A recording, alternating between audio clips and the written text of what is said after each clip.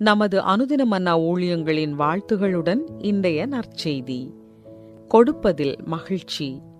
இன்றைய வேதாகம பகுதி அப்போஸ்தலர் 20:17 முதல் 24 மற்றும் 34-35 ஆகிய வசனங்கள். மிலேத்துவிலிருந்து அவன் எபேசுவுக்கு ஆள் அனுப்பி சபையின் மூப்பரை வரவழைத்தான்.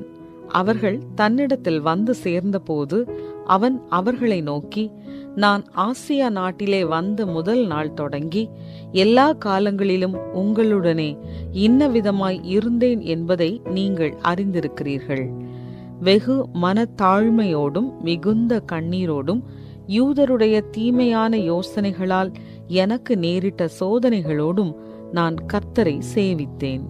பிரயோஜனமானவைகளில் ஒன்றையும் நான் உங்களுக்கு மறைத்து வைக்காமல் வெளியரங்கமாக வீடுகள் தோறும் உங்களுக்கு பிரசங்கித்து உபதேசம் பண்ணி தேவனிடத்திற்கு மனம் திரும்புவதை குறித்தும் நம்முடைய கர்த்தராகிய இயேசு கிறிஸ்துவை விசுவாசிப்பதை குறித்தும் நான் யூதருக்கும் கிரேக்கருக்கும் சாட்சியாக அறிவித்தேன். இப்பொழுதும் நான் ஆவியிலே கட்டுண்டவனாய் எருசலேமுக்கு போகிறேன். அங்கே எனக்கு நேரிடும் காரியங்களை நான் அறியேன். கட்டுகளும் உபத்திரவங்களும் எனக்கு வைத்திருக்கிறதென்று பரிசுத்த ஆவியானவர் பட்டணந்தோறும் தெரிவிக்கிறதை மாத்திரம் அறிந்திருக்கிறேன். ஆகிலும் அவைகளில் ஒன்றையும் குறித்து கவலைப்படேன். என் பிராணனையும் நான் அருமையாக எண்ணேன். என் ஓட்டத்தை சந்தோஷத்தோടെ முடிக்கவும் தேவனுடைய கிருபையின் சுவிசேஷத்தை பிரசங்கம் பண்ணும்படிக்கு நான் கர்த்தராகிய இயேசுவினிடத்தில் பெற்ற ஊழியத்தை நிறைவேற்றவுமே விரும்புகிறேன். நீங்கள் அறிந்திருக்கிறபடி எனக்கும் என்னுடனே கூட இருந்தவர்களுக்கும் வேண்டியவைகளுக்காக இந்த கைகளே வேலை செய்தது. இப்படி பிரயாசப்பட்டு பலவீனரை தாங்கவும் வாங்குகிறதை பார்க்கிலும் கொடுக்கிறதே பாக்கியம் என்று கர்த்தராகிய இயேசு சொன்ன வார்த்தைகளை நினைக்கவும் வேண்டுமென்று எல்லா விதத்திலேயும் உங்களுக்கு காண்பித்தேன் என்றான். குறிப்பு வசனம்: வாங்குகிறதை பார்க்கிலும் கொடுக்கிறதே பாக்கியம்.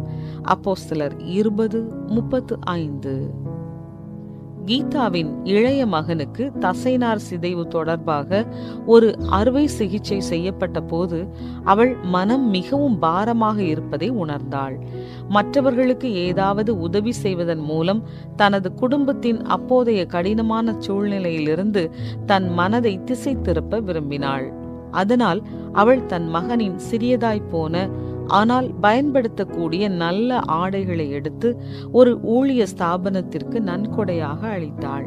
அவளுடைய இந்த செயல் அவளது நண்பர்களின் குடும்ப உறுப்பினர்கள் மற்றும் அண்டை வீட்டாரையும் அதில் இணைந்து கொள்ளும்படி தூண்டியது.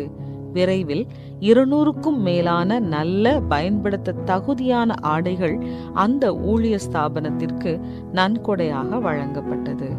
ஆடைகளை கொடையளித்தது மற்றவர்களை ஆசீர்வதிப்பதாக இருந்தாலும் அதன் மூலமாக இன்னும் அதிகமாக தனது குடும்பம் ஆசீர்வதிக்கப்பட்டதாக கீதா உணர்ந்து, இந்த முழு அனுபவமும் மெய்யாகவே எங்களுக்கு மிகவும் உற்சாகமூட்டியது, பிறரிடம் எங்கள் கவனத்தை செலுத்த உதவியது என்றாள்.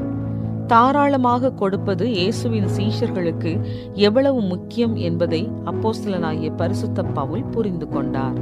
எருசலேமுக்கு செல்லும் வழியில் பவுல் எபேசுவில் தங்கினார். அவர் அங்கு ஸ்தாபித்த சபையின் மக்களுடனான அவரது கடைசி சந்திப்பாக இது இருக்கும் என்று அவர் அறிந்திருந்தார். சபை மூப்பர்களிடம் அவர் ஆற்றிய பிரியாவிடை உரையில் தேவனுக்கு ஊழியம் செய்வதில் அவர் எவ்வாறு ஜாக்கிரதையுடன் பணியாற்றினார் என்பதை அவர்களுக்கு நினைவுபடுத்தினார். மேலும் அவர்களும் அதையே செய்யும்படி உற்சாகமூட்டினார். பின்னர் வாங்குகிறதை பார்க்கிலும் கொடுக்கிறதை பாக்கியம் என்ற இயேசுவின் வார்த்தைகளோடு முடித்தார்.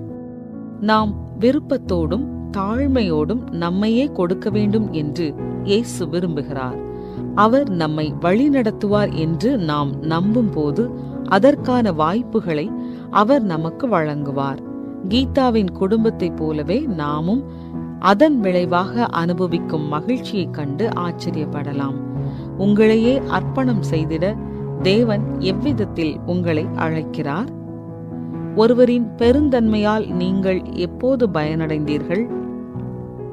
அன்பு தகப்பனே, மற்றவர்களுக்கு எனது நேரத்தையும் என்னிடம் உள்ளதையும் தாராளமாக கொடுக்க எனக்கு உதவும். ஆமென்.